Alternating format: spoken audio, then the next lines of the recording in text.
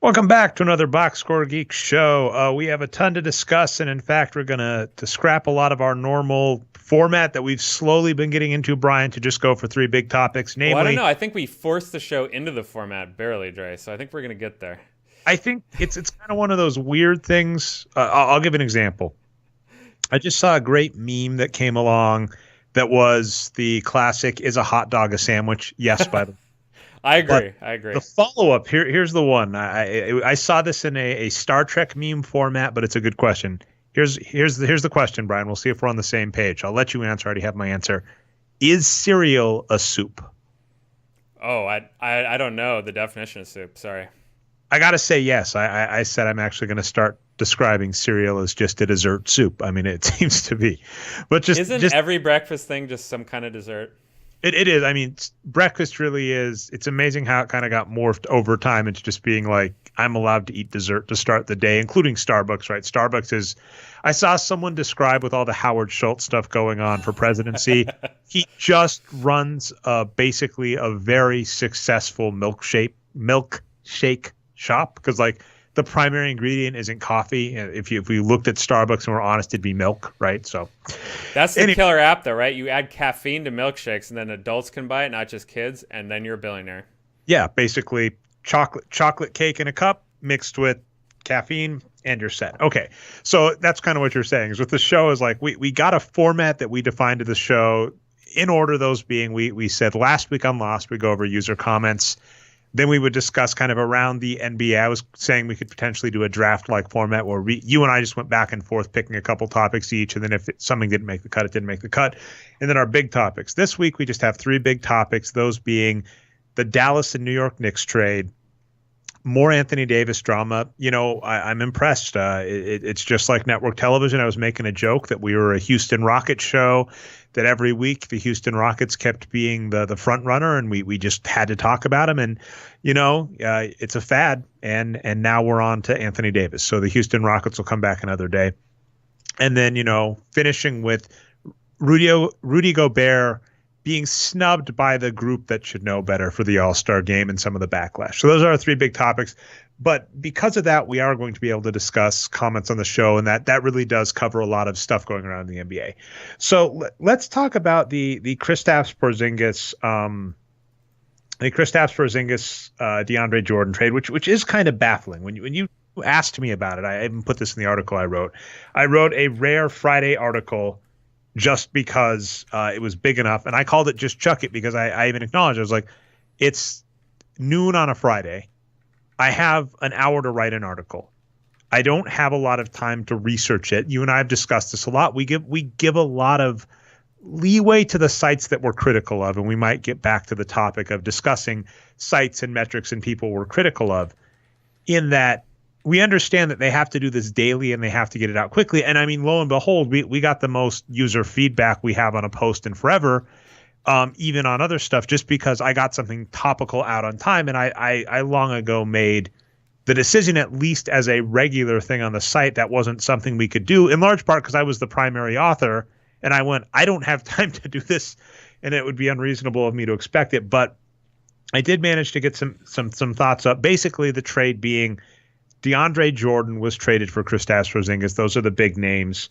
There were some other pieces involved there, but that's really it, and we're going to talk that. And then there were a ton of comments. We'll try and get to a decent number of them that get into the classics at this point. I really need to make a video or an article, Brian, like the top 10 hits, listicle it, right, of like things that drive me mad about criticisms of the wins produced metric, and then that could probably also just go into criticisms in general I have about how basketball stats are done and compared to other metrics. So let's just start on that. So as a reminder, the trade involved. So here's what happened. The New York Knicks, who we thought, at least I do, tell me if you agree with this, Brian. I thought the New York Knicks did a pretty good job on this trade. Yeah.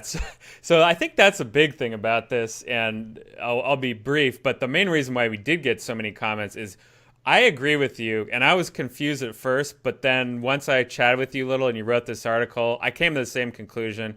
This was a kind of a weird trade. It doesn't make a lot of sense to me in general, and I'll talk about that more later. But in a vacuum on the surface, I think the Knicks did easily win the trade. You had a take on this trade that I think you said in jest that I think is real, though, unfortunately, Brian. You said to me the Mavericks are tanking. And really that is it, especially because I think both teams want an excuse to tank because of this trade. We found out after the fact that Kristaps Porzingis is out for the rest of the season. Now, one of the things, and I was actually asked, Chris Ye did the annoying thing of putting me on the spot, and I want to get off on the side tangent because I've heard Chris and others make this point before about using the wins produced metric to predict things. And so for those that don't know, and I'm not going to go too much in depth, I've dabbled in daily fantasy sports, and what you realize very quickly is from day to day, these small things that matter on what you expect out of a team are vast and dramatic. And one of the side projects I have on like the back burner is looking at team point margins against like how the teams actually perform just for things about like the NBA draft. And so what you find out is simple things like if LeBron James is out, what that does to the line on its own, but then you get into all sorts of funny territory of this is a back-to-back and these players are out and these players are in and this player is playing hot. So it is a really, really hard thing to try and predict the impact of losing one moving part. And I know that's really hard because our argument about the NBA is you have the most consistent year-to-year players, which makes making intelligent decisions easy, but at the same time, every single sport has so many moving pieces that as soon as a couple things change, I wrote an article about this last year, Brian, about preseason predictions and why you could essentially rip all of them up because off the top of my head, I could think of one major move for at the time I wrote the article, it was 20 teams. And I think even a week later, because it was near the trade deadline, at least another 3 or 4 teams hopped on the bandwagon. I could have thought of one major move for every team that basically meant you had no idea how this was going to happen preseason, and it should impact your estimate of the team at least 5 wins, which means you kind of had to tear everything up. So I said to Chris that I basically thought the Mavericks are now somewhere in the 33 to 38 region. And part of that, this is going to be a very fun topic that I'm sure we're going to find a way to discuss here, Brian, with some of the topics, is replacement level players, because the Dallas Mavericks have Salah Mejri and Dwight Powell off the bench, and both players right after DeAndre Jordan got traded actually got a bump in minutes. And so one of the disadvantages, losing DeAndre Jordan hurt. But, and you've kind of made this astute observation, Brian, when we look at things like what adding a bad player like Eric Gordon to a team will do, where it will negate it. Losing DeAndre Jordan to a team with no decent backup for DeAndre Jordan, let's say the Houston Rockets, look at what losing Clint Capella did to them before they picked up Kenneth Faried. That was horrendous. Losing DeAndre Jordan to a team with no decent backup is losing one of the best players in the league. Losing DeAndre Jordan to the Dallas Mavericks is like losing a player of Trevor Ariza's caliber. It's not a good thing, but it's not going to tank them. So I said I thought the Dallas Mavericks were set to end up in the 33 to 38 range region, but I don't think it's a bad take to say that the Mavericks we're not going to go long on DeAndre Jordan. And that's a really rough one. I mean, to be fair, though, let's point the history of the Mavericks. They said, we can't go long on Steve Nash. He's old and beat up. And Steve Nash turned into 2-time MVP Steve Nash. They said, we can't go long on Tyson Chandler, who helped them to their first title. He's old and beat up. And he went and got the Knicks far in the playoffs, played great for Phoenix, and is playing great for LA. So this is the team that has said this old and beat up player is a player we can't risk it on. And that has bitten them in the past. So we're going to see if the take DeAndre Jordan's too old to really invest in for the future. We'll see how that turns out. But them going that's not really useful. And then saying, I think you're right. I think they're going, we're maybe an 8th seed, right? They were in the playoff hunt, but we're probably going to be a low playoff seed. If Luka Doncic kept playing well and DeAndre Jordan kept playing like DeAndre Jordan was playing, so they might have gone, we don't want to make the playoffs. Let's get rid of this player that's at best going to help us into the playoffs. We think that's a worthwhile endeavor, to be honest, but is what it is. And then what they're really doing, so this is the rough part. There are 2 ways you can view Kristaps Porzingis, and I think they're both risky. The first is you say Kristaps Porzingis was a promising young-looking player that has been coached incorrectly and health coached incorrectly. So we're going to get him healthy and coached wise, and he's going to be a star. And we've made this point about, say, Andre Drummond. you can't teach hype. And we've even talked to like Art Rondeau about Kristaps Porzingis, who has said he has some fundamental flaws in his game, but they're fixable. So if you get Kristaps Porzingis into being a 58% true shooting center or small forward who can block 3 blocks a game, that could be tremendously valuable on that team. And they have Luka Doncic and some good centers, so that could work out fine.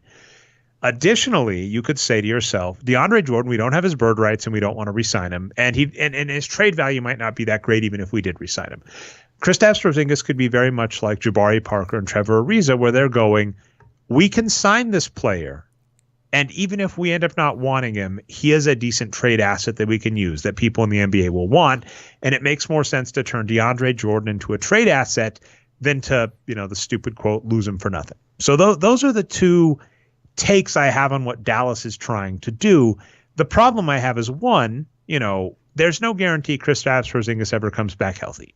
It is bizarre to me to have a player that hasn't played more than 72 games ever in his career. That was the most, his rookie season. He hasn't played more than 66 games in the last 3 seasons. He missed half of last season, is missing all of this season, and his production has declined every year. It is remarkable to me that I see people saying that's a star. And I mean, he made the All-Star game last season. We're going to talk this Rudy Gobert. That's just yay points. I mean, we're going to maybe talk some position adjustment stuff, Brian, but by every position adjustment you could use, Kristaps Porzingis was a below average player last season. Shining back old pieces we've written, Devin Dignam and I back in the day wrote a series of pieces about Andrea Bargnani. And one of the things we did is we said he's a horrible center, and people go, well, you're being mean because his role isn't to be a center when he's to space the floor. And we said, all right, fine. If he's a shooting guard, he still sucks. Like, even if your argument is we're playing Kristaps Porzingis or Andrea Bargnani is really a shooting guard, they still suck. And then this is getting to a point you've made about responsibilities. Well, if you put out Kristaps Porzingis as a shooting guard, you still need to replace the bins of productivity about things like rebounding and defense, et cetera, that he is not doing. So then you need a shooting guard that does all that stuff. So it's a really bizarre thing to say, this center is bad because I want them to be bad. And you go, well, why don't you just get a real center? And that's a subject I'm sure will come up. So we don't really like this for Dallas at all, in particular because we view Kristaps Porzingis as a risk, and they picked up Tim Hardaway Jr.'s contract, and Tim Hardaway Jr. is not good, and he's got another 2 years, I think this year and next year, at close to $20 million, and then this team also has Harrison Barnes. So essentially, if Kristaps Porzingis gets a raise, which he's going to demand, and they pay out Tim Hardaway Jr., and they pay out, we thought it was a horrible signing at the time, Brian, and we were right then too, Harrison Barnes, they've spent most of their cap on not good players. And the one thing I said is they have a star, right? They have Luka Doncic.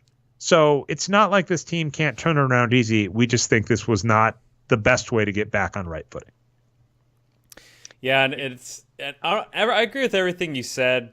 And we were talking about a trade last week on this show, which was the Paul George from Indiana Pacers to Oklahoma City in return for Sabonis, and I can't remember who else, but those were the key players. It was Victor Oladipo and Sabonis. Victor Oladipo. Yeah.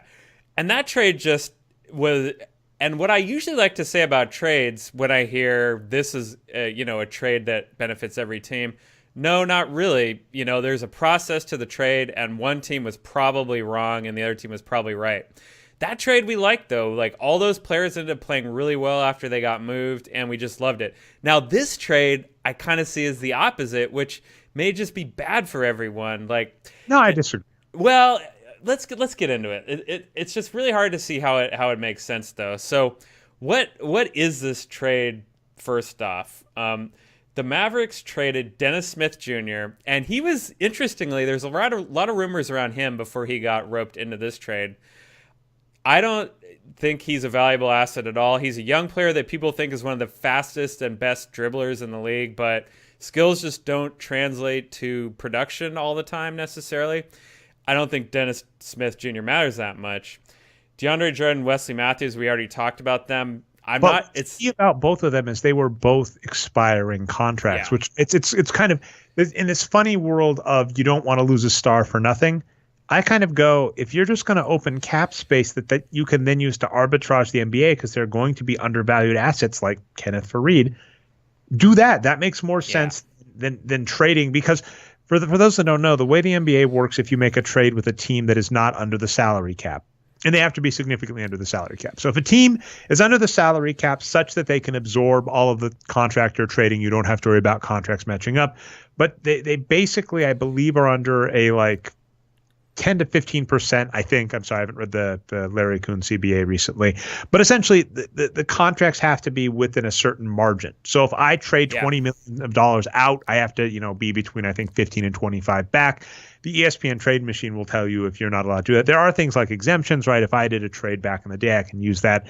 Teams don't tend to use their exemptions. So when I make a trade to get rid of an expiring asset, I have to pull that back much in exchange as well. And that's the problem, right? For this trade, we think losing Wesley Matthews is a good thing for the Mavericks, but they were going to lose him anyway. And now what they had to do to lose Wesley Matthews is get Tim Hardaway for another year, which we think is a loss. Yeah, that's right. And that was a big part of this trade, the way it was reported anyway, is that, Hardaway and Lee were basically bad contracts. They were net negative. And Dallas was doing a favor to take them back, right? In exchange for those expiring contracts, like you said. So that's a big part of it. And so what do the Knicks actually get? They get these 2 first-round picks. So this is the first part of it, right? Is what are they going to do with Jordan and Matthews? Will they keep them or cut them? We'll see. Here we are in the evening of February 4th. I think they're just playing them right now, but, we'll see. Gale is a freaking idiot coach. I don't know what's going on. The stuff like with Enes Kanter. Enes Kanter is another player. Reminds me of Jokic, reminds me of Kevin Love, where it's this player where people are like, he's got defensive liabilities, he's got an attitude issue, and I really just go, the number of coaches that aren't playing this guy correctly is baffling. Enes Kanter, for those that forget, was part of a team that almost took down the Oklahoma City Thunder. I mean, he's a good player.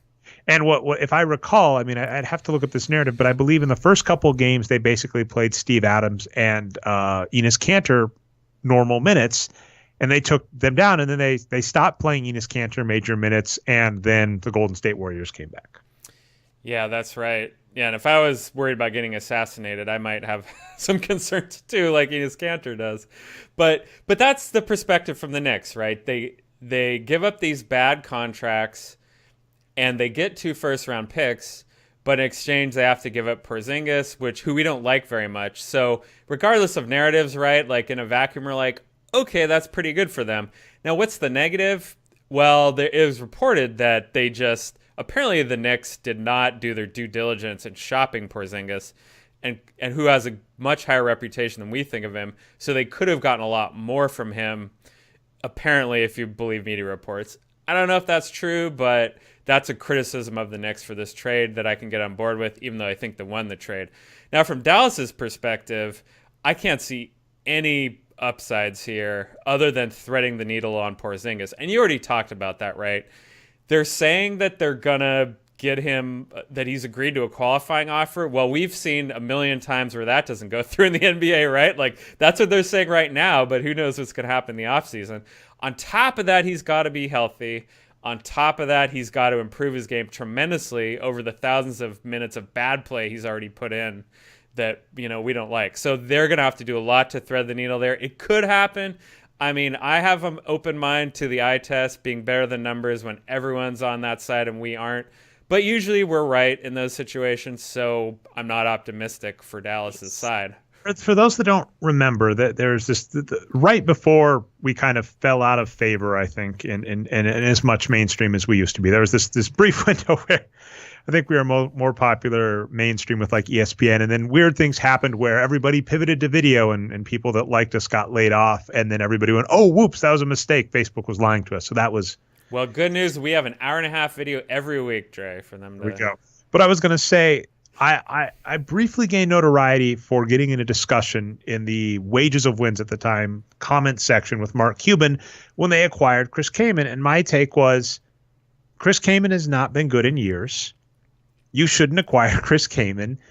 I'm not saying your coaching staff can't help Chris Kaman out, but this is in response to Mark Cuban himself, by the way. He came into our comments. And basically his take was we think our staff can improve Chris Kaman. Now we're in a very similar boat with Kristaps Porzingis. We are what is boggling my mind about everybody's take on this is that they're going, "Oh my God, the Mavericks acquired a star." And I understand that he made the All-Star game just like Chris Kaman did for what it's worth. But he has not been an above average player ever in his NBA career. And he's been beat up and injured. So it's going, you're excited about a guy that could be good. And I found this happens all the damn time in the NBA. People getting excited about perceived future ability as opposed to actual on-court production at the time. Donovan Mitchell is our key example. We're not saying Donovan Mitchell can't become a productive NBA player. We're just going, if you look at his numbers, like this is in baseball, right? In baseball, if someone came up and said, I have this amazing hitter, he's a 200 hitter, doesn't really get a lot of home, like a 200 hitter that gets 10 home runs a season, he's a star. Everybody would look at you and go, what the hell are you talking about? And then if they said, well, he's putting up numbers similar to Mike Trout, and you said, what are you talking about? They go, well, Mike Trout as a rookie had this many at-bats, and he has just as many at-bats as Mike Trout. You'd stare at them and just go, I'm done talking to you. But in basketball, we do that, right? There are people going, he had just as many points per game as Michael Jordan did this many times as a rookie. And you go, well, Michael Jordan did it in half as many shots. How is that relevant? So this idea that future production is worth more than production now is just weird. So with Kristaps Porzingis, that's just the most mind-boggling piece of this to me about that, and then also the value of DeAndre Jordan. Let's try. Like I said, we got too many comments. So. Can I add one thing to that, Dre? Go for it. So I found an article today. This is on Real GM because I don't have subscriptions to all the newspapers, so they're a nice aggregator. But this is from the LA Times originally. This reporter from the LA Times has a background quote from the Dallas Mavericks saying, "We didn't even use a gun and a mask to acquire Kristaps Porzingis," implying that this trade was a steal for the Mavericks. So the Mavericks front office is releasing these quotes that to me reminds me of like Joe Lacob's, we are light years ahead kind of quote. Of course, it's on background. That's the difference. So maybe they're not quite as confident. But still, we are going to get into the user comments right now. So I guess this will be my bridge to that. Robbie said that for Cuban and the Mavericks, this is an example of the hubris. The Chris Kaman example you gave is it. And it seems like the whole organization is on board. They think they got a steal here. I've heard a comment. I think Dan Ariely, I actually talked to him a bit about him once in interviews back and forth. Like I emailed him, and he's had some good books about this phenomenon. He called it the IKEA effect. And then I've also heard it called the not invented here phenomenon. Because I was asking about some of his ideas for Google, and he said, they fell under the IKEA effect or not invented here idea, where places are less prone to like a thing if they didn't do it, right?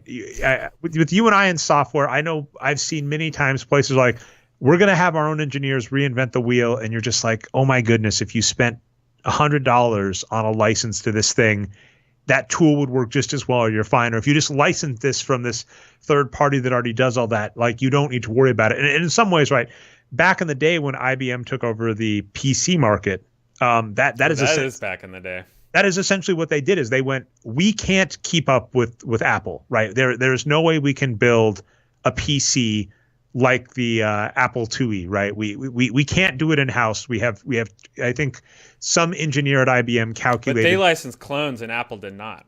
Well, exactly. So that's what happened. Is somebody did like the analysis and said, if we just wanted to clear shipping an empty box and just using all of our in-house procedures, it would take 6 months.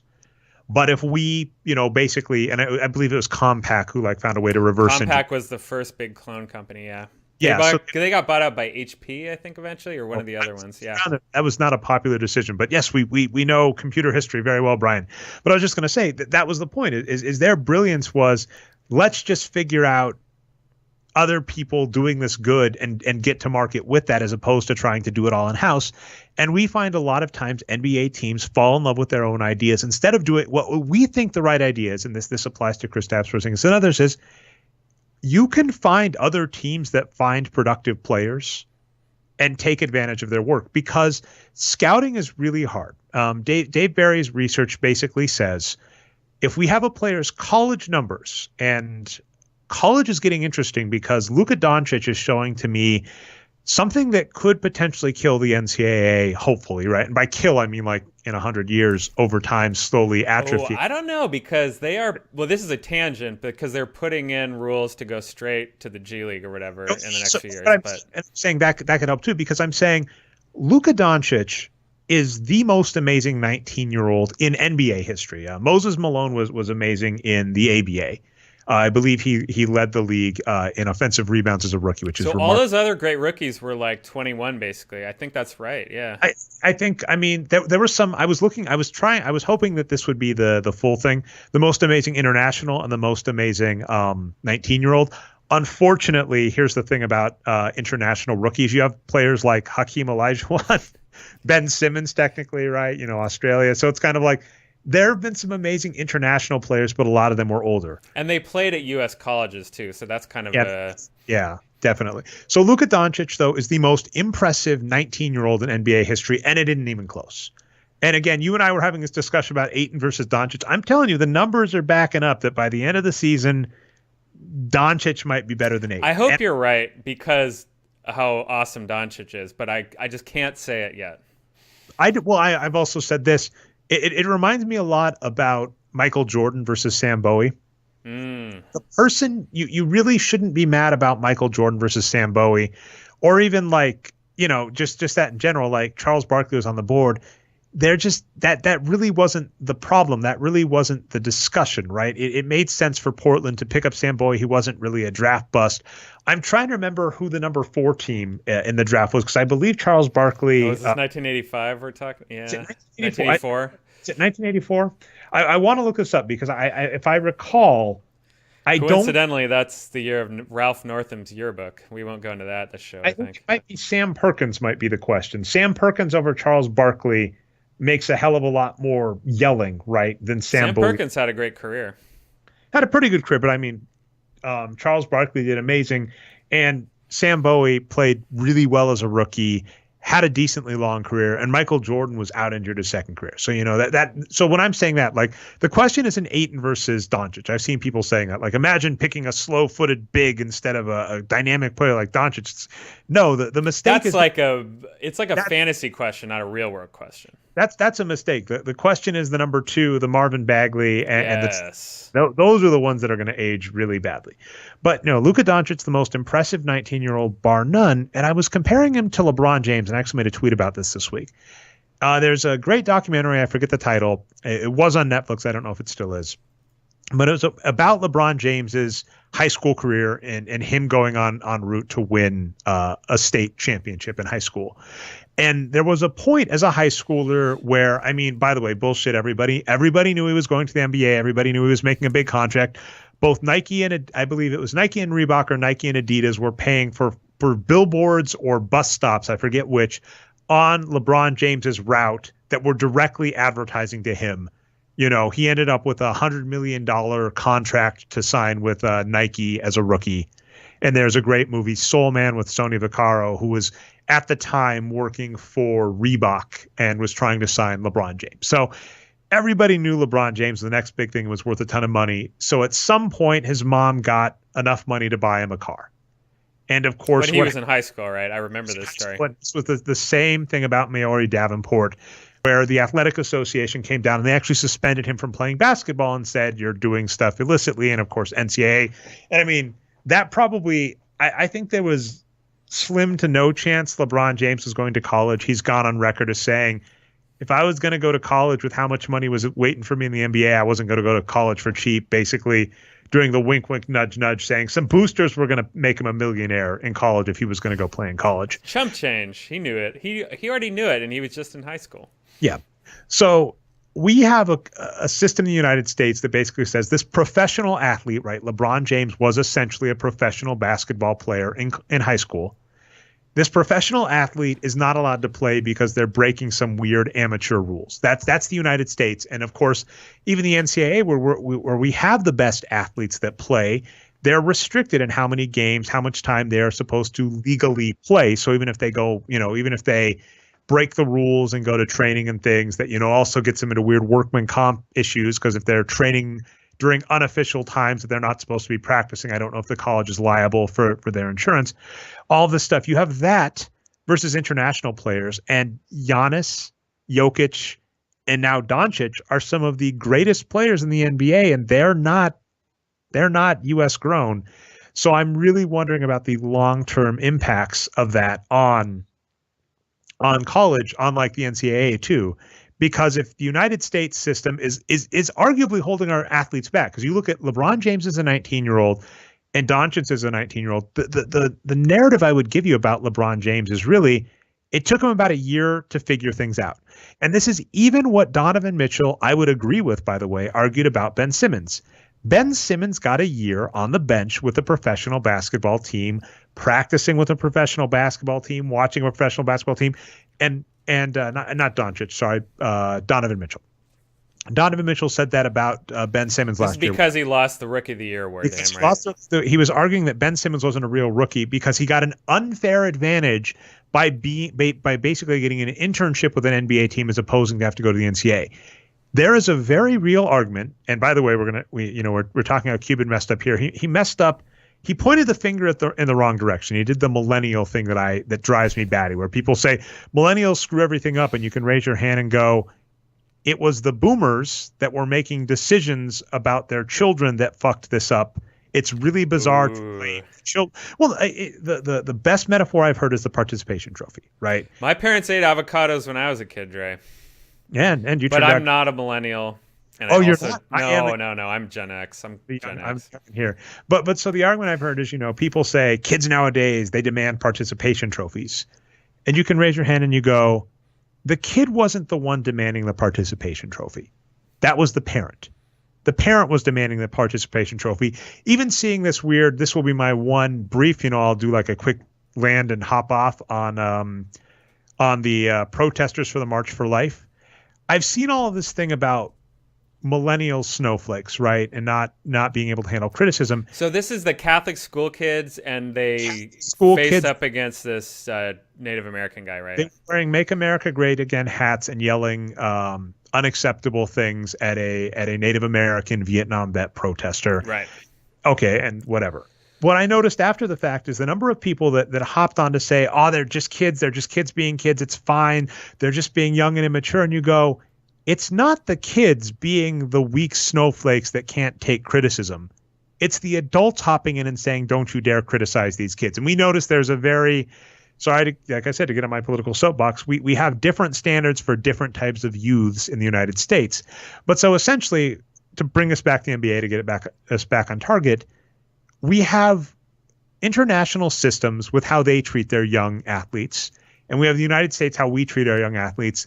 And the interesting thing about Luka Doncic to me is this is kind of one of the first things. This reminds me very much of the Dream Team in the 90s that came about, where they went, holy shit, the international stage is finally caught up with our amateurs. If we're going to compete on the international stage, we have to send our professionals. Our amateurs aren't as good as other nations, quote unquote, amateurs. And we might be hitting a stage here where we're going, our prospects might not be keeping up with international prospects, because Luka Doncic, for those that don't know, was essentially MVP of the EuroLeague. Am I getting that right?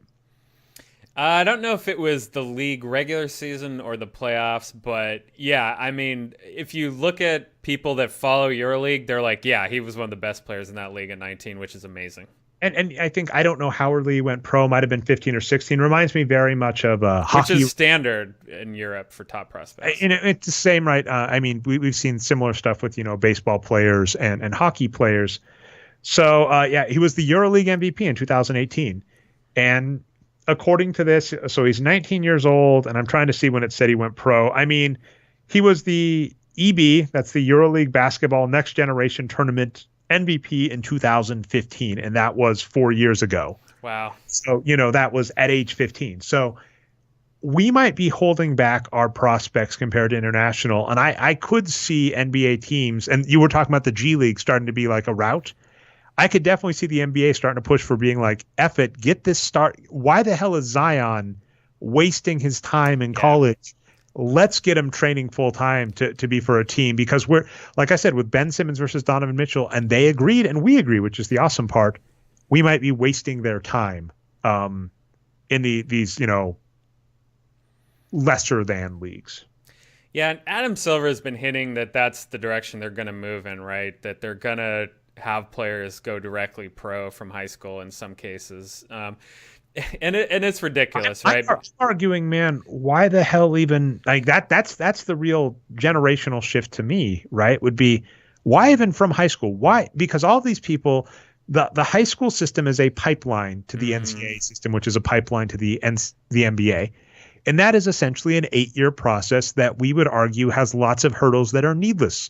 The fact that LeBron James, one of the greatest basketball players ever, was suspended from playing basketball because he might have gotten paid that well. And by the way, like this is just bizarre to me, because as an example, as an 18-year-old, it would have been perfectly legal for me to go and say, I'm going to college next year as a computer scientist. I think MIT does full ride. Now, I wouldn't have been good enough to get to MIT anyway. But let's just say some very expensive School of Mines, I think, is the more expensive-ish school in Colorado. I've gotten accepted into the Colorado School of Mines. I would like a student loan.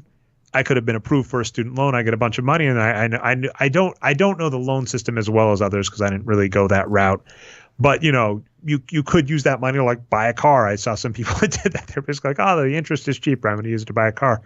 That kind of stuff, right? That's legal. Whereas LeBron James going, I know for a fact that Nike is going to give me $100 million as soon as I'm out of high school. So can you just give me enough money to buy a car and I'll give you the money back? The fact that that wasn't okay is freaking bizarre. And I would really like to see that system change. And I'm saying it's fascinating to look at Doncic and go, this guy was NBA ready at 19, like NBA all-star ready at 9. It is mind-boggling how good he is as a 19-year-old. Because even to your Ayton point, this is funny. We talked briefly the rookie of the year argument, right? What they could be versus what they are. And for the good news is Doncic ticks both of those boxes, right? He's an amazing player. But you go, he's doing this at 19. That is ridiculous. And I really just wonder if the NBA is going to go, we are wasting people from age 15 to 18 with the current bullshit system. And that is leaving production on the table, and we can't do that. Well, yeah. So what's the argument in favor of this system that people, NBA types always say, and NCAA types too as well, is the players wouldn't be ready to come in and play in the league, so they need to mature and they need to have their game improved by the college coaches and all that.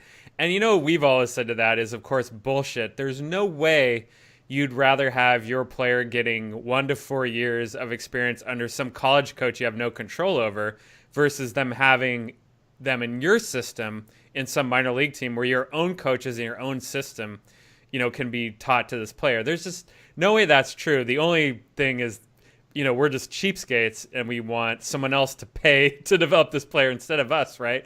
But the NBA is a league that there's such an arms race that I think what you just said is right. And I think we're seeing reports that it's going to move towards that, is teams are like, okay, we're going to stop being cheapskates. We are going to pay to draft these players early and to develop them ourselves. I think we're going to see that move in the next 5 years or so. Oh, you're muted, Dre. You're muted. Weird. Am I unmuted? Okay, we got you. You're unmuted. Weird. All right. Apologies. I was going to, it's funny because I just talked about the not invented here IKEA effect. The reason it's called the IKEA effect, right, is you can go buy something at IKEA and put it together yourself. And what they find is that people value furniture that they have to put together themselves over furniture that they just buy pre-built, even though you could argue in most cases pre-built furniture will likely be better. You're probably not an expert carpenter, even if the IKEA furniture is good quality, which it usually isn't, right? It's like plywood and stuff. Particle board if you're lucky. Particle board, sorry, yeah. But I was going to say, even if it was good quality, you're probably not a great carpenter, which means the screws aren't as tight as they could be. Things might be slightly off. So, but people give themselves more credit for things that they invest their own time and effort in than things they don't. But but there is, a thing both ways, right? It's always a trade-off where you go, I can just outsource this easy thing I don't want to do to someone else, right? I can pay someone to shovel my walk because it's too much, it's too time consuming for me, right? We got 5 to 7 inches, although I have a big snowblower, so I did it myself. But I could see saying if I didn't have a big snowblower and I just had a really cheap snow shovel, I could say I'm going to pay someone else because I don't want to pay myself essentially $5 an hour to shovel my walk, as opposed to just finding someone with a snowblower and having them do it. But we are hitting the point where you then go, oh, you're outsourcing this thing, but the quality is so bad. Now you should really want to do it yourself. And that's what you're saying. Mm-hmm. Brian, I want to try and get over this subject quick and just maybe table it for a bigger day and say maybe one of these days I'll address it more, or maybe I'll just let the reams and reams of comments I've said on it over the years just hold up, which is because of this discussion, we got into the classic argument of, does the wins produced formula overvalue big men? Now, there is one area of criticism that I will agree with for a funny reason, and we talked about this last week, which is a few years ago, we combined the power forward and center position as one, because the way the wins produced formula works is wins above average. You compare every player at their position to the league average at that position, and how much better they are than the league average is how good they are. And so this really is important because it's marginal returns. That's why players that put up numbers like players in the 80s, we might say, instead of being stars nowadays, they're just good because in the 80s, players didn't shoot as well. And we talked a lot about, if you want to hear us talk about it, we talked a lot about this with Blake Griffin on last week's show. That is one area I'm totally fine with. And the funny part about that thing too, Brian, is we have noticed teams embracing the stupid small ball meme. The team that comes up all the time on this show is the Utah Jazz. And it pained me. He made this week's top box scores of the week, Jay Crowder. I want to bash Donovan Mitchell. I love bashing Donovan Mitchell. It was so, we're going to talk Rudy Gobert at the end of the show. It is one of my favorite pastimes to bash Donovan Mitchell. Although Utah fans got so mean on Twitter, I stopped. I mean, congratulations. Utah fan, the what is it? Starts with Z. How am I missing this word? Like the zealot, Jazz fans. Not Zion Williamson. He's a great. No, not Zion, but the Utah Jazz fan zealots on Twitter. They put Carmelo Anthony fans to shame. They put Kobe Bryant fans to shame. I was like, this isn't fun anymore. You win. I'm not going to talk. You're holding your guns on Donovan Mitchell now? That's and fair. It also just didn't get funny. He was playing so bad. I was like, it's kind of one of those. I'm like, if there was back and forth and you were doing a good game every 10 games instead of every 15, this is a fight. But, I'm just going to grow up. I'm not in a mean way. I'm not saying derogatory. I'm saying you're still young. You're still improving. Let's see what you're like at age 25. And then I can start bashing you like Melo all the time. But anyway, I want to bash Donovan Mitchell. This team, their issue is Jay Crowder is playing horribly, and they keep insisting on playing him as a power forward, which they really shouldn't. This team has Derek Favors, who's a great power forward, and they will start Jay Crowder as power forward. So when we're talking about overrating bigs, there are two funny issues, which is one, we're comparing centers to power forwards right now, and that might be giving them an artificial boost.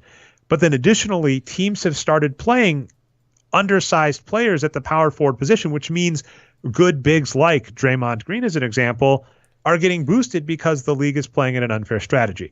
Some of the comments I saw, I don't remember who, and I'm not even going to look. So let me give you some framing here. So I kind of want to disagree because Robbie and Jay Gunter Brett both said that wins produced overrate centers, but they were both talking about traditional centers that were solid fives like DeAndre Jordan and some other players. Well, so what I'm agreeing is I'm saying because the metric currently compares them to fours as well, right? We lumped the fours and fives together. Oh, it makes the best ones look better. And because so what I'm saying is basically it's a funny two-parter. We're comparing them to fours, and when we first started doing this, people were saying centers are better than fours just on their own, and that's probably true. And then because some teams are playing this crazy, they're chasing the Warriors and doing this stupid small ball crap. Now you have DeAndre Jordan being compared to Jay Crowder, and you know what? We actually agree. That is making DeAndre Jordan look better than he should. Yeah. But then what I'm going to cap that off with is saying, this is going to sound very moneyballish. In the modern NBA, so this was funny. Back in the day, Ari Caroline wrote an article about floor stretch and basically addressed the shooting guard I position. think it was actually 3 articles. He wrote a set of articles. He wrote a bunch. But the point being, there was this position in the NBA, a perimeter player whose job was essentially to shoot long-range twos. And if we examined that position, we would go, what the hell are you doing? This is a meaningless. You are wasting this position, which is why, by the way, players like Michael Jordan and Dwayne Wade and Manu Ginobili were that amazing, because you had when you actually had a legitimate player at the shooting guard that was such an edge over so many teams that were essentially throwing away. We talked to Brian bins of productivity. They were wasting a position. So that was the point. And in the modern NBA, the Morey ball NBA, teams have finally realized, get players that can shoot threes. And we're noticing shooting guards like James Harden or guards, Damian Lillard and Steph Curry, take your pick if they're a shooting guard or a point guard, or a shoot first point guard, are taking tons of threes, have finally gone, oh my goodness, this perimeter player has to shoot threes. And that has really changed a lot of the wasted shooting guard. But then the other part we're saying is bigs are really valuable in the NBA. And too many teams, This is what you say, refuse to play traditional bigs. And what they basically do against teams that have DeAndre Jordan is they are giving up rebounds and giving up shots close to the hoop. And so I'm saying that, one, I agree slightly with something we did with the metric to say overvaluing centers. I'm like, I will give you that critique. But I will stand the idea of things like bigs being overrated. We're saying,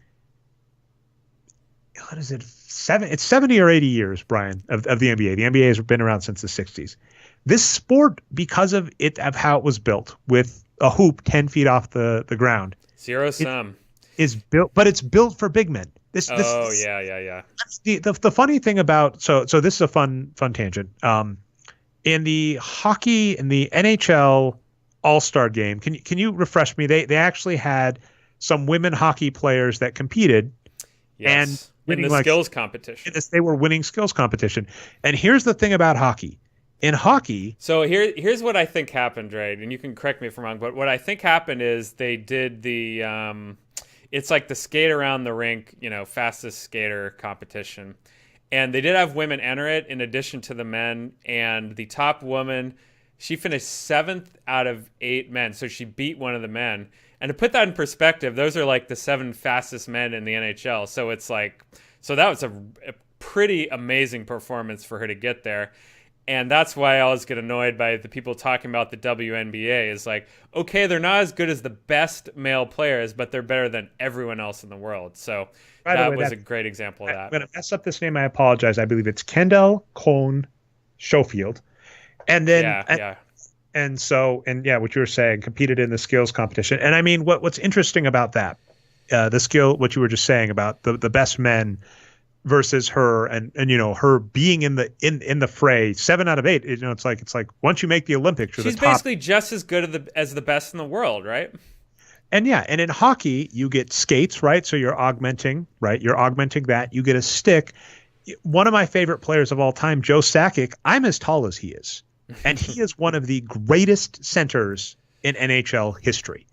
Now, in basketball, I can give myself Muggsy Bogues and maybe Allen Iverson if I'm willing. Spud Webb was a good one. He won the dunk contest. Yeah, I'm talking like so Muggsy Bogues finished his career with 100 wins produced.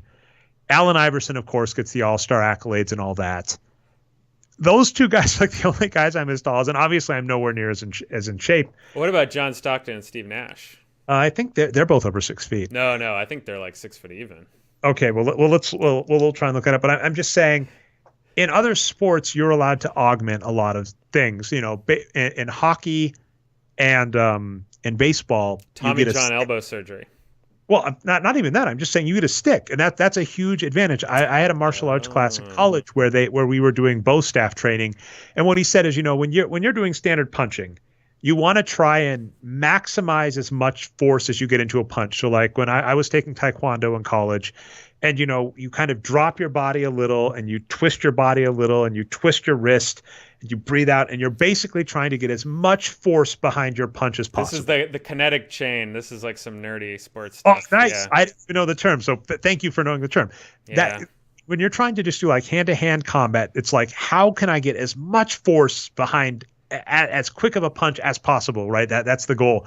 And they give us a stick, and he's like, look, the standard method when you're doing this is to get as much force as possible. He's like, you got a stick, don't worry about it, just boom. Like, so that was what they were saying.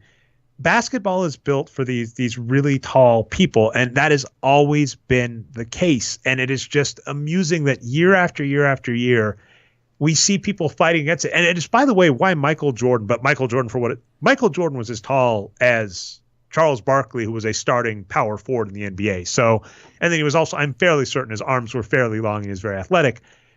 We love Steph Curry, we love Michael Jordan, but if you look over the history of the NBA, the best players in the NBA are like these 6'9", 250+ pound guys.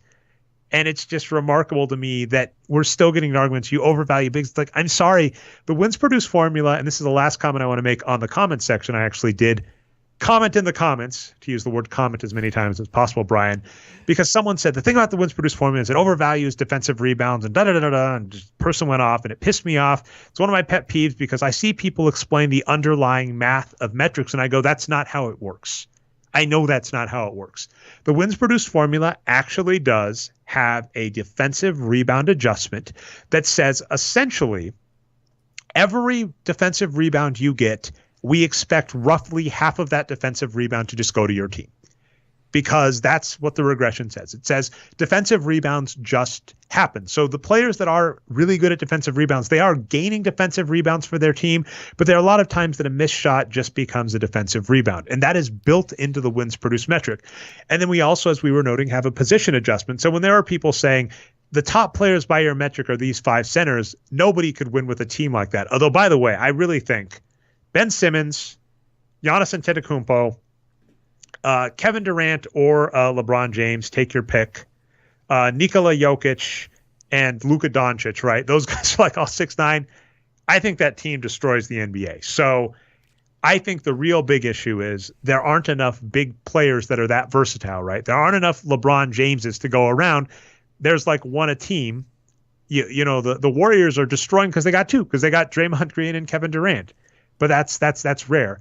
But the reality is we have positions that we accept. So we adjust for defensive rebounds. We adjust for positions. When people are going, your metric overvalues centers, one thing that irks me is I'm going, of all of the metrics out there, we're like the only publicly available one that I know of that goes out of its way to address these things. And even after we do that, bigs still look amazing. Now, for what it's worth, we still think James Harden and Steph Curry are amazing. When Steph Curry won unanimous MVP, we said he's the MVP. So it's not as if we don't think guards are amazing. We love Michael Jordan in his prime as well. But the metric just says, even after dinging them for defensive rebounds, even after adjusting them for position, maybe, like I said, we'll go back. But rest assured, even going back to the other metric, Rudy Gobert, Clint Capella, DeAndre Jordan are still going to look amazing. Steve Adams are still going to look amazing. Even after we do that, bigs are valuable, and that's just the game. And I'm sorry, like I don't have anything else to say other than the sport that was built around being tall and lanky likes tall and lanky people. Yeah, that's true. And so Robbie is the one who brought this up in our comments, and we'll take a look at this post. And thank you everyone for posting so much. I really enjoyed reading all this. And it's really interesting stuff. And we are going to maybe take a look at the positions. So just to answer that part of it. But now, in terms of the pure centers, though, this is the part I'm interested in. So what he says is basically he does not come up with a reason for why we're wrong. He just says Boxscore Geeks users continue to grossly overrate centers. Way too many centers with high scores under these metrics. DeAndre Jordan is a solid old school center, but there will be not to be a ton of interest in him in the offseason. He's not one of the best 20 players in the league. Well, why? Like, we have numbers that say that. So what's the reason other than his personality seems to be disliked by front office people. So we just don't agree with them on this. Go ahead. But the one argument I'll give you if you want to use it. So this is the key. If people want to use this is what you have to prove. I'm giving you the where you would have to point. I'm pointing out the weakness in the system, but be aware this hits every box score metric. So this is PIPM, RAPM, or not RAPM, BPM, every box score metric. All we are doing is saying, here is the impact of these box scores on winning. That math is very sound. Dean Oliver's 4 factors does this as well. Basically, how do these box scores impact point margin, and point margin lines up with winning? That's what we're saying. And every single, to be in the geeky format you were talking about, Brian, every specific action that directly impacts possession or scoring is tracked in the box score and attributed to an individual player. So we have all of that lined up. And what we do say is all of those actions line up with winning. And that's QED, that part is done. So at a team level, that is fine. The SRS system, the simple rating system over at Basketball Reference that is looking at point margin compared to strength of schedule, everybody accepts that's fine. We're just going the next step and saying we've taken the box scores that build that up and we are attributing it to the individual players. Then we are doing a position adjustment and some team adjustments and telling you how good we think the player is. The only way that you fundamentally say the player is not as good as we say, and that is possible, is to argue that they are not responsible for their own box score statistics. And there have been attempts at this, many of which don't sway us, things like floor spacing, meaning the reason Rudy Gobert shoots so well is because Donovan Mitchell spaces the floor by shooting. Kobe assist, right? The Kobe assist, missed shots lead to easy putbacks, or saying that, assists are a fantastic one too, right? With this player, one thing that I loved about DeAndre Jordan is just an example is he put up numbers like these in Los Angeles next to Chris Paul his entire career, and people said he can't do this without Chris Paul, and Chris Paul left and he kept doing it in Los Angeles, and then he left Los Angeles and kept doing it in Dallas, and it's like, well, he seems to be able to do this without Chris Paul. But that kind of thing, if you argue this player is not responsible for their statistics, ergo they are not as good as the statistics that are put on them, that is a fine argument. The argument that what one person did, you overvalue defensive rebounds. No, we don't. We give defensive rebounds the value that the score sheet gives them, and the score sheet is what determines who wins. It's a box score stat. All right. I'm actually going to drop our middle topic, just realizing how much time we spent on that. But to be fair, DeAndre Jordan for Kristaps Porzingis, huge topic. Do you want to talk the war VORP real fast, or we don't have time? We might not. Fuck that noise. They're stupid metrics. If you like them, I'm sorry, you're wrong. It doesn't mean you're not. It doesn't mean you're bad at statistics. It just probably means you're bad at statistics. I want to close out on one thing here, though. I think Robbie doesn't realize that there's a position adjustment to wins produced, and that's why he's complaining. There is a position adjustment, and if you want the raw production, you have to look at the ADJP. And unfortunately, that does the opposite of what he wants. That favors the centers even more. So, yeah, I love these posts from Robbie, but he's a little off track here. I'd love to hear more from him. So anyway, that's everything I have on that, Dre. We can move on. So more Anthony Davis drama. I think it's getting amusing. I actually, it's a lot of rerun stuff. I realize all the stuff I want to say about it is stuff we've said, and we can probably just wait till it all handles out. At least as of this recording, where we're at is basically Dell Demps and Magic Johnson, I guess. It sounds like they're getting close to something, but we don't know, and there's all sorts of drama. And I think Anthony Davis, he listed, let's see, what teams did he list? I think he listed the Clippers, the Lakers, the Bucks, and the Knicks. That's right. Those are his 4 as of today. Now listing the Knicks is fascinating if he's saying he wants to go to a winner. The point I've had is he doesn't have to go to a winner. He can say whatever he wants. And I also noted he is the winner, right? He is the requirement for a team winning, very much like LeBron James in Cleveland. LeBron James in Cleveland, they go to the finals and are a finals candidate every year. LeBron James out of Cleveland, they're the worst thing ever. Anthony Davis is the prerequisite, which should make how badly the New Orleans Pelicans have squandered him. They've squandered him and Chris Paul at this point, 2 of the greatest players in NBA history. They don't deserve anything else. And if you think they're going to tank for a 3rd star and somehow after they've messed up 2 stars, just ask the Minnesota Timberwolves how a team that keeps lucking into transcendent stars does. Orlando Magic as well.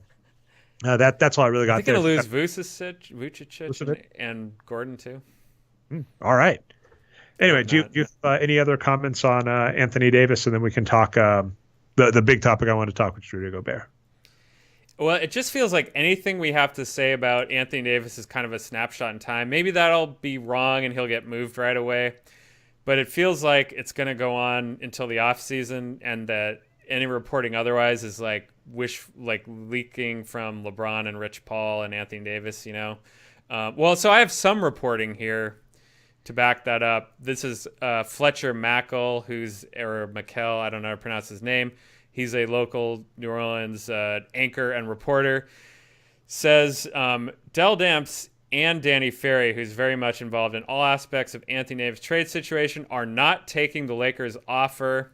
And some in the Pels organizations want the LA deal, but I am told Nola believes it can get Tatum this summer. So the last I saw tonight is they're going to wait, the Pelicans will, to do another deal. Isn't strictly a problem, especially if they think they can make the playoffs. One interesting part is I'm seeing Kuzma and Ingram being thrown around as names, but not Josh Hart. And if the Lakers can keep LeBron James, Josh Hart, KCP, and their bigs, JaVale McGee and Tyson Chandler, and get back Anthony Davis, that's a really strong team. So, I love Rondo, but he just hasn't been staying healthy. Michael Beasley's always been up and down. So this team could win by winning the classic get a star with Anthony Davis, and win by subtraction, right? Because Kuzma and Ingram have been hurting that team in spite of, I think they've had some good games recently. All right, last major subject, and I actually got a lot of love for this. This was weird. So the last round of All-Star players came through. I believe in this round the coaches vote on it, and Rudy Gobert was not listed as an All-Star. And what was fascinating to all of these different metrics that we talk, because I just basically have the wins produced metric I like the best because it does these things, even if we possibly do some of them wrong. But even other metrics like win shares, VORP, BPM and VORP are the same thing, but whatever. And all of the variants, if you see PM in the title, it's probably made by someone over at Nylon Calculus /Fansided that is looking to get an NBA job. And I'm kind of going to tie that in a second to defense versus offense in the NBA. All of the metrics love Rudy Gobert. All of the metrics say Rudy Gobert is amazing, and he's not an all-star. And what I said I was going to name this week's show, Brian, as a result is Donovan Mitchell is right. The reason being, we routinely bash players like Donovan Mitchell, and I say he shouldn't be taking as many shots as he is. And I mean, I've seen this scenario many times this season alone, where you look at the Utah Jazz box score, regardless of if they win or lose. And Donovan Mitchell will have 25 points on 26 shots, or maybe on a good night on 23 shots and 7 free throws. Now, he does have some nights that are good, but, for anybody, if you're allegedly interested in advanced stats, being aware of a distribution and knowing that there are some parts on the curve that are outliers, that shouldn't be a surprise. Actually, if they're on the curve, they're not even really outliers. But there are points, if you have a distribution curve that has a mean, there are going to be some things to the right of the mean, some things to the left of the mean. And if you're like, oh my God, this thing was to the right of the mean, they're better than you thought. You're like, that's not what happened. The literal definition of an outlier. I love it. What I'm saying, I'm saying an outlier is specifically supposed to be. Right, because it has to be all the way off, right? Yeah. I love it. You don't get that very often. All right. So anyway, what I'm saying is I'll see these games where that happens, right? He'll get 26 points on 26 shots. And then I'll look and Rudy Gobert will get 9 points on 6 shots. And you're like, clearly this was done incorrectly. And clearly Donovan Mitchell was wrong. But then what I've said before on the show, and I even told Donovan Mitchell directly on Twitter, I said, you are doing the right thing. In the NBA, if I can give any advice to any NBA player listening, which I'd be shocked if any do listen to the show, take every damned shot you are allowed to take that doesn't get you benched. One of my favorite, not because he was good, but just favorite because he was a Denver Nugget and he's a hoot. One of my favorite players is J.R. Smith. And J.R. Smith, I'm forgetting the guy's name, but there was another podcast back in the day I really liked, and he was actually a guest on our show. And he said the thing about J.R. Smith is he's so talented, but he's so dumb. And I mean, even LeBron James, where there's now one of the most famous team in NBA history now about it, would agree. J.R. Smith was an amazing three-point shooter, amazingly talented athlete. And he would just do these stupid things that would get him benched by George Karl. 8 seconds in, he would huck something up mid-range. You're like, what the hell are you doing, JR? So take every shot that doesn't get you benched. And if you wind up in a situation like Donovan Mitchell's, which was, as a young player, as a rookie, he randomly got the starting job and got told, you are the offensive focal point of this team. We don't have anybody else. So your job is to shoot the ball. Well, hell yeah, do that. And Mark Twain it up as well, right? Say, oh, what a sacrifice I am taking to my efficiency to take all of these shots. It's a real hardship to take all of these shots, but I'll do it for the sake of the team. Donovan Mitchell is right. And the two key points about that are Rudy Gobert is not an all-star. There is a second part of Rudy Gobert not making the All-Star game. By not making the All-Star game, I believe officially, I think he can still make it as a replacement, which he should. If he doesn't make it as a replacement, everybody in the NBA is wrong. But by not making the All-Star game, he lost out on $1 million incentive in his contract clause that said if he was a multi-All-Star, he got an extra $1 million. And that's another point we've made. Rudy Gobert, and then you were talking about Clint Capella in this offseason, both have incentive-laden contracts. Unlike, say, Andrew Wiggins, who just got the full max guaranteed, these players that we argue are among the best in the NBA still don't get fully guaranteed contracts, despite being known as great centers, and then more importantly to this weird point, great defensive players. And I've been going on and on and on. Last week I talked about how bullshit the Hall of Fame was because of Ben Wallace, and how in baseball a great relief pitcher can be recognized as one of the most important people in the game, whereas in basketball, a player that was recognized in the NBA as the greatest defensive player in the league for his era is not recognized as one of the greatest in history. There is just a fundamental disconnect, and it gets even more important in the Rudy Gobert case in that he doesn't get paid for it. He doesn't get the contracts, the accolades, et cetera. And so with the Donovan Mitchell's right, it's like, of the two players on the Utah Jazz, one of them is winning lots of games and keeping them in the playoff hunt, an amazing player. Funny note, Brian, I put out a tweet, a poll that got over like 300 votes, where I asked, would Utah Jazz fans trade Rudy Gobert for Anthony Davis? And they were right. They said no. They said, Rudy Gobert better than Anthony. We agree, actually. We say Rudy Gobert is a better player than Anthony Davis and is probably on a better contract than is younger. So, of course, that's the correct move. I'm not sure if he's younger. He might be a little bit older, but the contract and the health is the real reason. Is Gobert? Yeah. I think Gobert is 26 and Davis is 25, but I might be wrong. It's close, though. Rudy Gobert, you are right. I am sorry. So about the same age. But irrespective of that, I still agree with that take of you take Gobert over Anthony Davis. Everybody agrees, but he's not going to get paid for it. He's not going to get the accolades for it. And those accolades, they compound, right? If you don't get the All-Star games, you don't get the Hall of Fame nods. And if you don't get the Hall of Fame nods, you don't get the cushy jobs, like the broadcasting jobs. So it's like the right move is to focus on offense and not focus on defense. And, I just don't believe anybody that says they're worried about defense. Anybody that comes up to me and says, James Harden is a liability because he didn't focus on defense. One of my favorite Warriors players, Brian, who does have a ring with the Warriors, and for a while I got to joke. I was going to say, the Warriors have more rings with David Lee than without. But David Lee. So back in the day, David Lee briefly got some analytics fame because at Sloan, Kurt Goldsberry went up with a chart that showed how bad David Lee was at defense. Now, annoyingly, we've talked about this ad nauseum.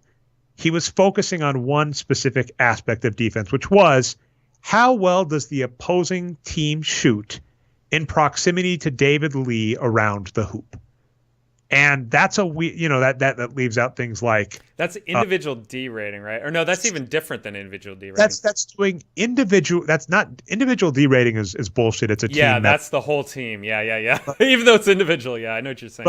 But so individual D rating on win shares is essentially a team fudging factor, and anybody that tells you otherwise hasn't looked at the math. It's like how many blocks, like if it's block percentage, it's like how many blocks out of all the other 5 players do you block when you're on the court? It's like, why would I block all 5 of their shots? Exactly. But so to the point that this chart about David Lee came out, and he came back and just said, I've been working on my game and I'm putting up these stats. He's like, I'm a double machine. I can score 20 points a night. What the hell do you want? And I mean, he's right. An analytics nerd releasing a chart that says you're bad at this versus saying this got me paid. And, David Lee, I think he just missed making $100 million in his career. And to be fair, and the Warriors were a good team defense too. One thing that I absolutely hated, unfortunately, one of my hated players for how he played with the Nuggets, and now he's hurting the Philadelphia 76ers, a team I liked. David Lee was bitten on the arm by Wilson Chandler in a game. They said they might have had to amputate it. He never came back as healthy.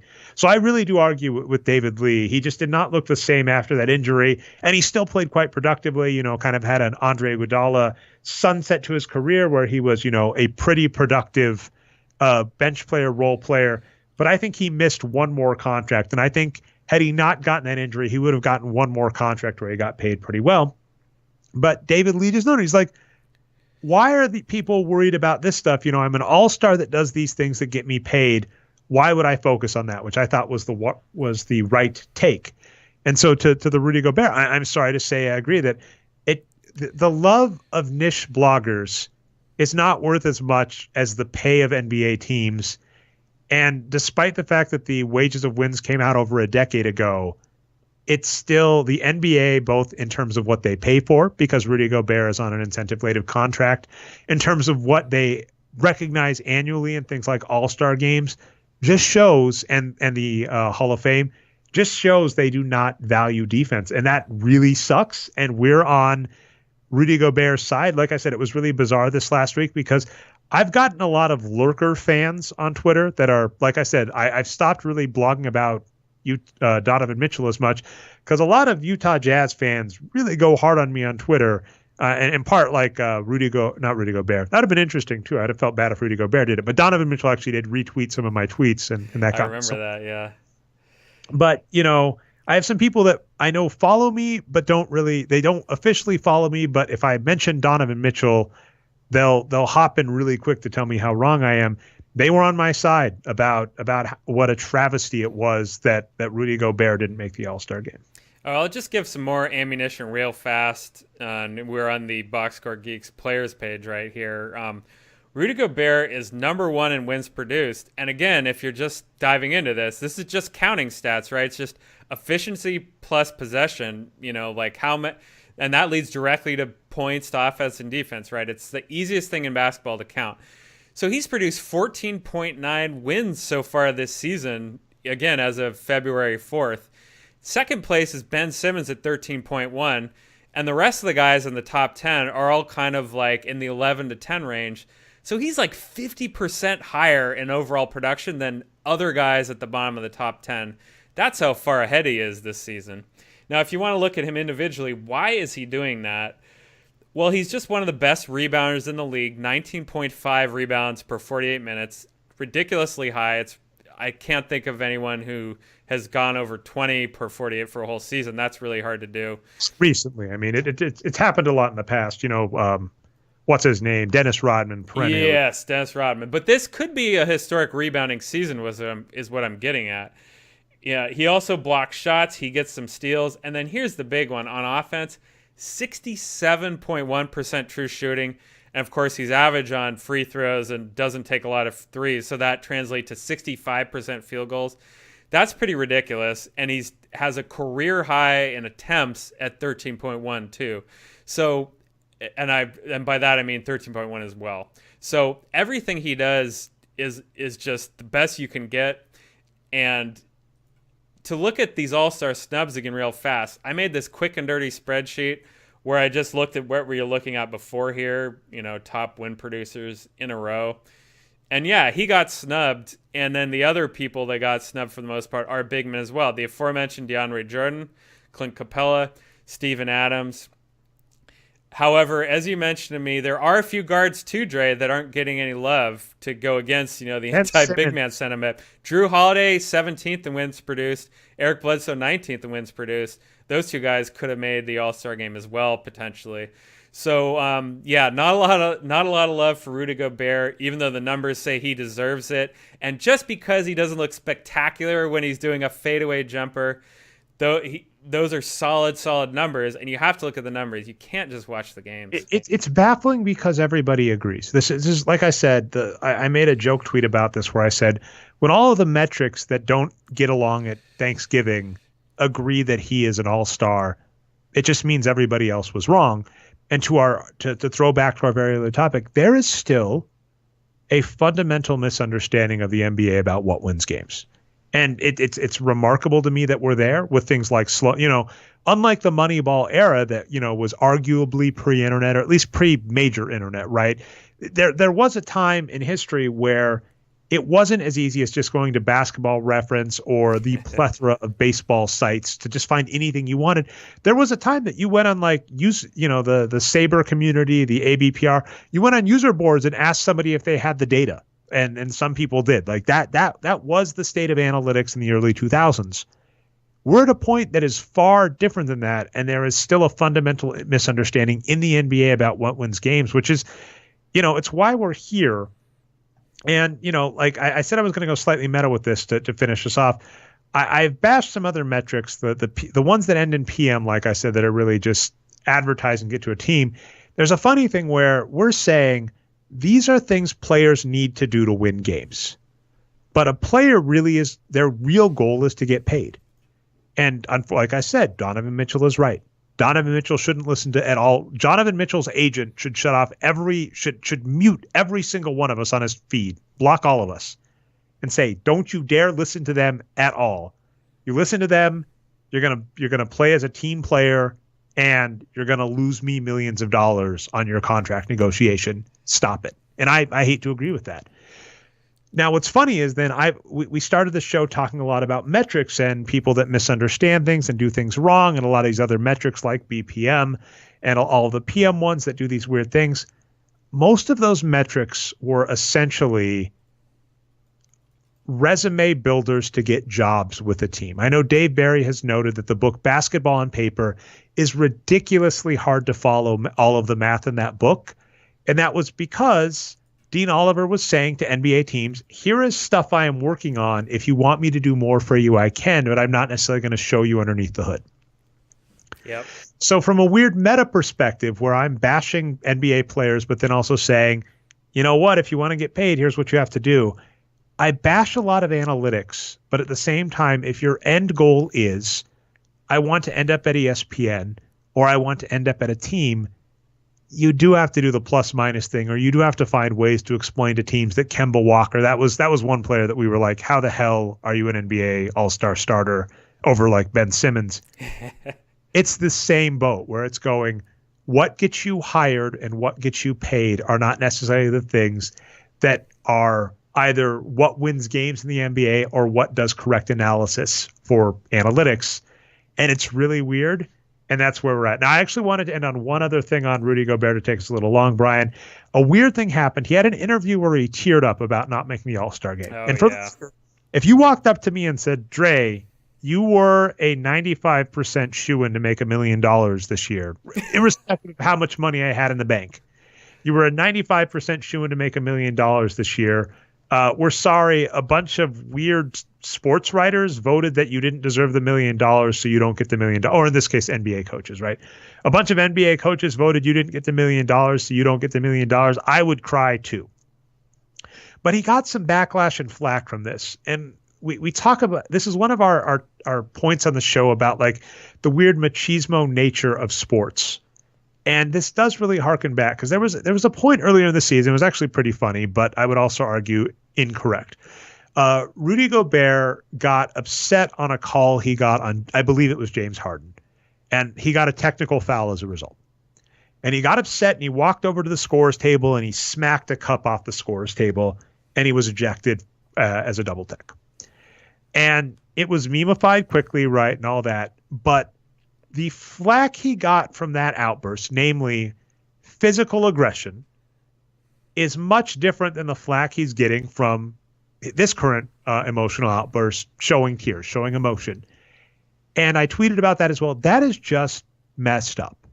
It is really weird that we have there's a lot of stuff starting to come out about how traditional masculinity is harmful for a society and here's the irony. it's not just harmful for women. It is actually harmful to the men that are attempting to live up to those stereotypes, right? It is not useful to society to have these stereotypes about how men are supposed to act, suppress emotions, etc.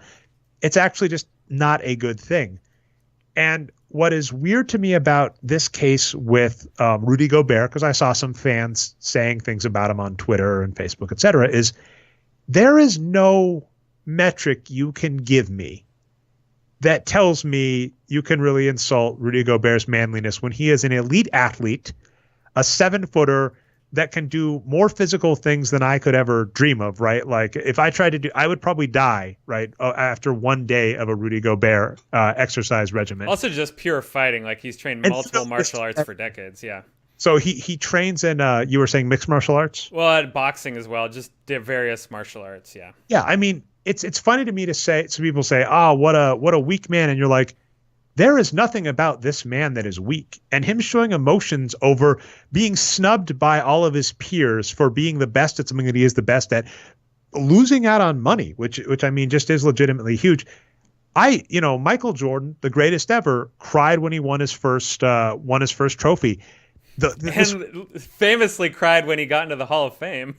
Yeah, giving us the crying Jordan meme, right? Yeah, this famous like crying shows weakness. I'm just baffled and also going, this isn't healthy. Like that was just really my bigger takeaway when I was seeing it going. I was like, oh, this is weird and this isn't healthy. So I at least wanted to point that out. But anyway, we're on your side, Rudy Gobert, and here's the unfortunate part. We don't decide who gets paid. We don't decide who goes on teams. We don't decide who goes to the All-Star game. We don't decide who goes to the Hall of Fame. But if we did, you'd be a max player, All-Star starter, first ballot Hall of Fame. So we hope the NBA a decade from now catches up. Yeah, and just briefly, Dre, I want to look at the opposite situation too. So maybe crying on camera is a little extreme, but let's say if he did the opposite extreme example. Let's say if they asked him a question, he's like, the All-Star game? Fuck that shit. I don't care at all. He would have gotten trash for that too. So there's nothing he could have done to get a positive reaction there. He just got screwed. I think, well, I mean, yeah, the showing emotions is weird, but anger would have been more acceptable. Like people would have said, like, this outburst is unacceptable. I do think that that's anger, a good point. But it's, it's funny, right? Any emotion is bad, right? So when people have outbursts, like the famous example is Serena Williams at the line judge and just going, this big can of worms, right? But yeah, just emotional outburst is being seen as wrong, even when it's okay to be emotional, and then being basically. And it isn't even feminine, right? Where 100 years ago, crying was seen as a masculine thing, and it varies, right? It goes in and it's fads, just everything else. So it's just like it's messed. It just when this happened, it showed me a thing where I was like, oh, that's messed up, but also we're on his side. That was so I think in the end, Dre, all the NBA fans are really petty, and I think they know they're petty, so they just lean into it whenever they get the chance. And I think this is an example. I'll let you say that, and I will not comment. Sorry, guys. I think a lot of you are petty and enjoy it. Forward to Boxscore Brian on Twitter. Dre thinks we're all great. I'm not petty at all, by the way. I'm perfectly fair. I am very petty. I hold grudges. Stupid arguments about basketball stuff. Rest like 20 years from now, you're like, can I borrow $5 for a soda? And I'll be like, no. Actually, I'll give my shout out real quick because I was rewatching it for fun. Better Off Ted was an amazing television show, canceled after 2 seasons, unfortunately.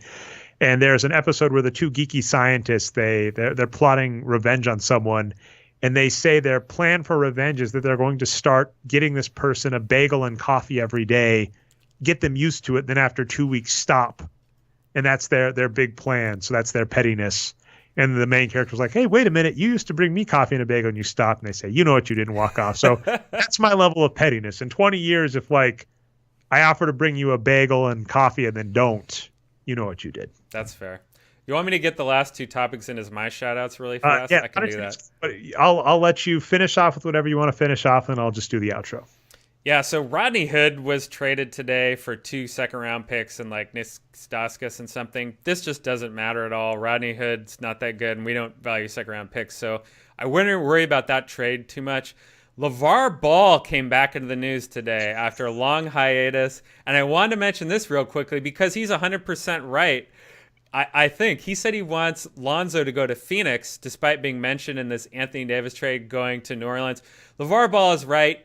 Lonzo would get to do exactly what you were just talking about a few minutes ago. Jack up 1,000,000 shots in Phoenix. He would get paid so much. I think LeVar Ball is ahead of this metagame of getting paid in the NBA. Those are my shout-outs, Trey. I want to see LeVar Ball and DeAndre Ayton on a team together. That would be fun.